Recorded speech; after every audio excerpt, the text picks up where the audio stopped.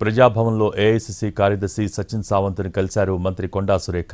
కడియం శ్రీహరిపై ఫిర్యాదు చేశారు. సాయంత్రం సచిన్ సావంత్తో కడియం కూడా భేటీ కానున్నారు. ఇటు వీరిద్దరి వివాదంపై పీసీసీ పరిశీలకుడిని నియమించింది.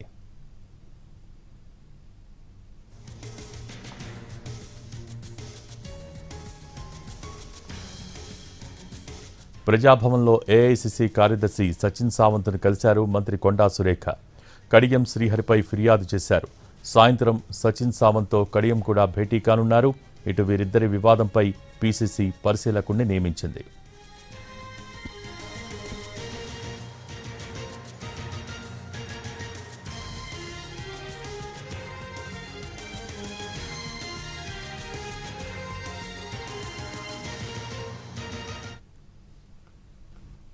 ప్రజాభవన్లో ఏఐసీసీ కార్యదర్శి సచిన్ సావంత్ను కలిశారు మంత్రి కొండా సురేఖ. కడియం శ్రీహరిపై ఫిర్యాదు చేశారు. దీనికి సంబంధించి పూర్తి సమాచారం మా ప్రతినిధి చారి లైవ్ ద్వారా అందిస్తారు. చారి, ఓవర్ టు యు.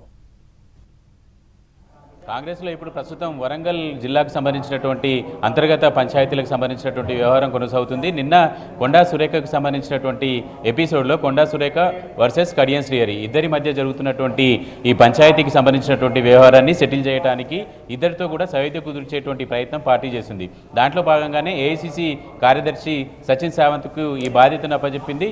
కొద్దిసేపటి క్రితమే మంత్రి కొండా సురేఖ ఇన్ఛార్జి సెక్రటరీగా ఉన్నటువంటి సచిన్ సావంత్తో భేటీ అయ్యారు. తనకు సంబంధించి నిన్న మీడియాతో మాట్లాడినటువంటి అంశాలతో పాటు గతంలో కడియం శ్రీహరి చేసినటువంటి వ్యవహార శైలి తనను జిల్లాలో ఎలా ఇబ్బంది పెడుతున్నారు అనేటువంటి దానికి సంబంధించినటువంటి అంశాలన్నిటి మీద కూడా సచిన్కి కొండా సురేఖ వివరించారు. అయితే ఇద్దరి మధ్య ఉన్నటువంటి గ్యాప్కి సంబంధించి కావచ్చు, జరుగుతున్నటువంటి పంచాయతీకి సంబంధించినటువంటి వ్యవహారాలన్నింటి మీద కూడా సచిన్ సావంత్ ఇద్దరు నాయకులతో కూడా మాట్లాడాలని నిర్ణయించుకున్నారు. దాంట్లో భాగంగా ఉదయం కొండా సురేఖతో మాట్లాడినటువంటి సచిన్ సాయంత్రానికి కడియం శ్రీహరితో కూడా భేటీ కాబోతున్నారు. అక్కడ జరిగినటువంటి ఎపిసోడ్కు సంబంధించినటువంటి విషయాలన్నింటితో పాటుగా కొండా సురేఖ నిన్న మీడియాతో మాట్లాడినటువంటి సందర్భంగా చేసినటువంటి వ్యాఖ్యలు, ఇతరత్ర అంశాలన్నిటి మీద కూడా కడియం శ్రీహరి తన నివేదికను ఇవ్వాలనేటువంటి ఆలోచనతో ఉన్నారు. మొత్తానికి వరంగల్ కాంగ్రెస్లో ఉన్నటువంటి అటు మంత్రి కొండా సురేఖ, ఇటు కడియం శ్రీహరి మధ్య ఉన్నటువంటి గ్యాప్గా వచ్చి పంచాయతీలన్నింటిని కూడా సెటిల్ చేసేటువంటి ప్రయత్నంలో పార్టీ నాయకత్వం ఉంది.